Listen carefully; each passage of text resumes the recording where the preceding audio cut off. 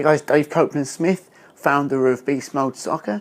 This is the second video in Players First touch boxes, and this time we're going to introduce the outside of the foot first touch, and we call that a progressive first touch because you're going away from the defender.